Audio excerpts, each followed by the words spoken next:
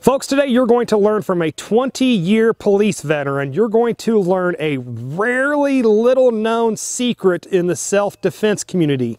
You are going to learn something that self-defense attorneys want to charge thousands of dollars to tell you this, so stay tuned. Ethical Preparedness, 50 caliber, freedom siege! Okay, let's get this out of the way really fast. First thing is that the use of deadly force should always be a last resort. Also, I will always only be discussing legal and justified self-defense shootings in my videos. Also, it is your responsibility to know your state's laws on self-defense.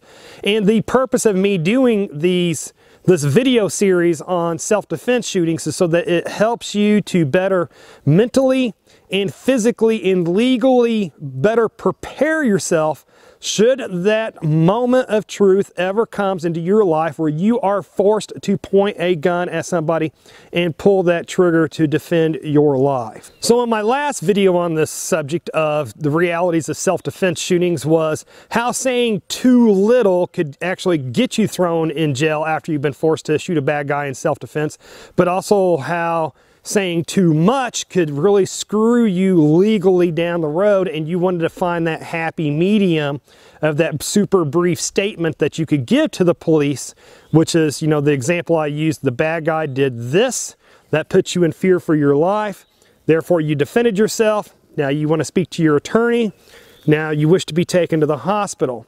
That's a simple statement like that, not saying too much, not saying too little. Not going to screw you legally down the road, but it's also going to help for you not to get arrested at that scene and to get you back home with your family as soon as possible. Now, there might be times afterwards where you might need to give a more detailed statement. So the scenario that I used in the last video, which was you were in the grocery store parking lot, you were unloading your groceries, a bad guy approaches you, pulls a knife on you, you were in fear for your life, so you pulled your gun and you shot him in self-defense. That scenario I used was pretty cut and dry, but not all self-defense scenarios are that cut and dried in real life. So there may be times that down the road that you do need to give a more detailed statement to the police.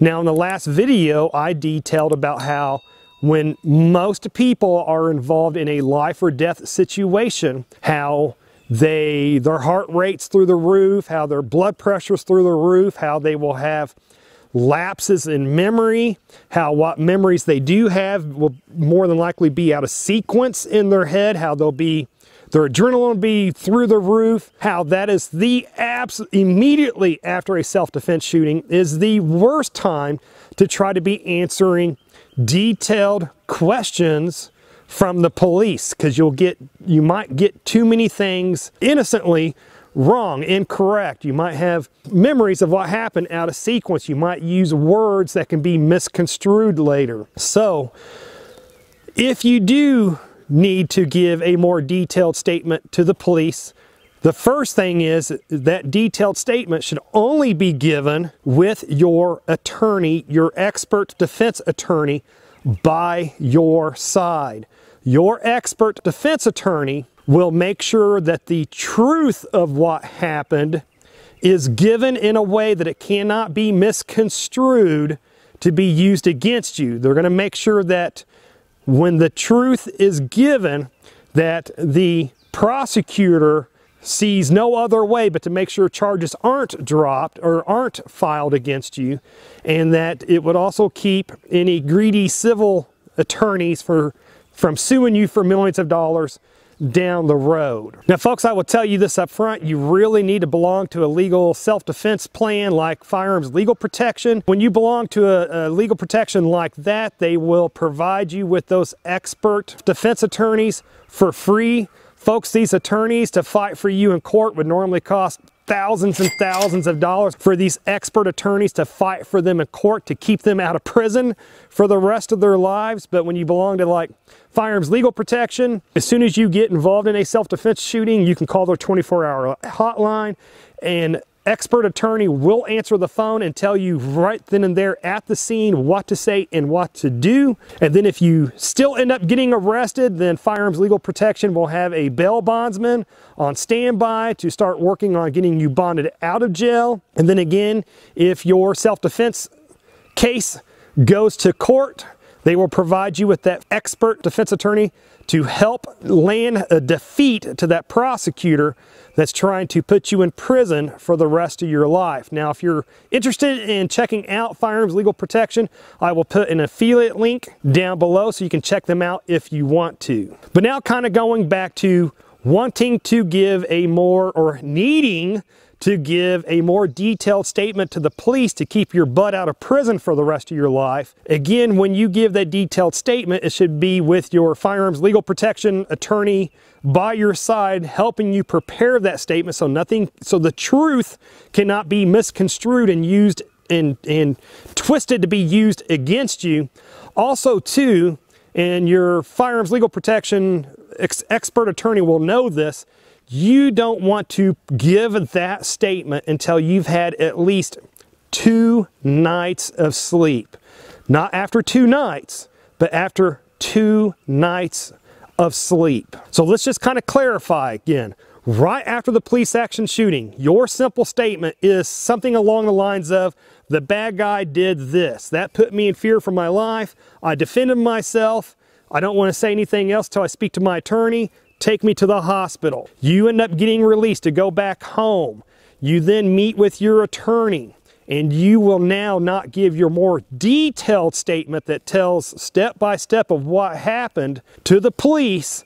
You will not give that statement until after you've had at least 2 nights of sleep, and you're also giving that with your attorney by your side. Now, I know some folks are going to say, why say anything at all? Just, you know, give them that super brief statement, let them figure out the rest of it. And again, folks, like in my videos, I usually use pretty clear-cut self-defense scenarios to get my point across, but again, not all self-defense situations are as clear-cut as the scenarios that I use. So here's a video example here of a beef that was between 2 neighbors, and actually what happened, and luckily the self-defender had a camera put up that caught what happened, but you had 2 neighbors that had a beef with each other, and it was some kind of a beef over a fence line or something to that effect.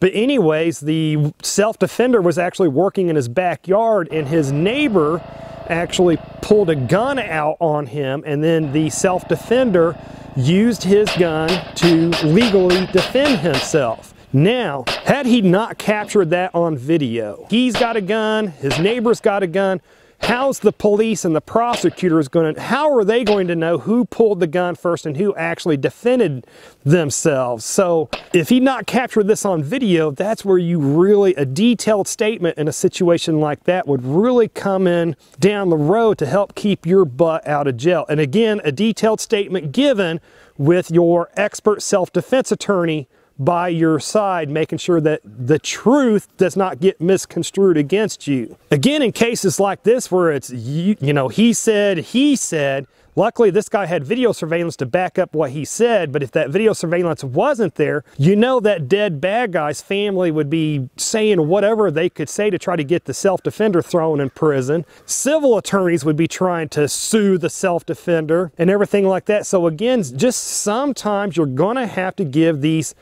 detailed statements down the road to the police with your expert self-defense attorney on your side. But the really important thing is that you don't try to prepare this statement until you've had at least 2 nights of sleep, because while you're sleeping is where your brain starts putting all of this stuff together back in sequence. You will actually have better recollection of what occurred after you've had 2 nights of sleep than you will immediately after that shooting.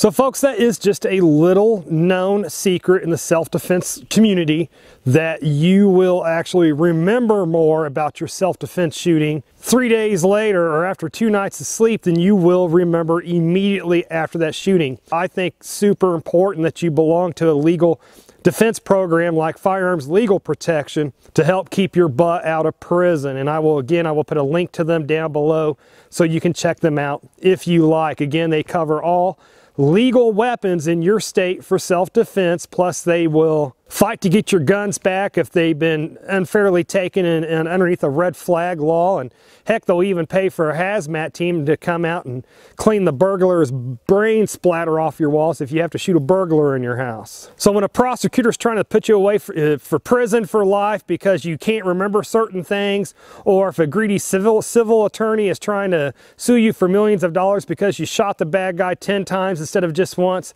your Firearms Legal Protection expert self-defense attorney will actually be able to use that stuff like that in your favor to actually prove that you were in fear for your life. And this is how bodies naturally react when they think they're about to die. So why don't you do me a favor and comment down below with your thoughts on this subject. Have you ever spoke to somebody that shot somebody in self-defense and found that what I'm talking about is true, about how they do have lapses of memory and how it actually took several days for them to actually kind of remember everything and put everything back into order again? And then to learn how saying too much to the police or too little to the police after you've shot somebody in self-defense can really screw you legally, then click on the video that should be appearing on the screen just about now to learn what 90% of the general public doesn't know. Anyways, folks, that is too much internet for today. It is time for me to go train. And folks, if you made it this far, hey, thank you very much for watching, and I pray that you have a good night.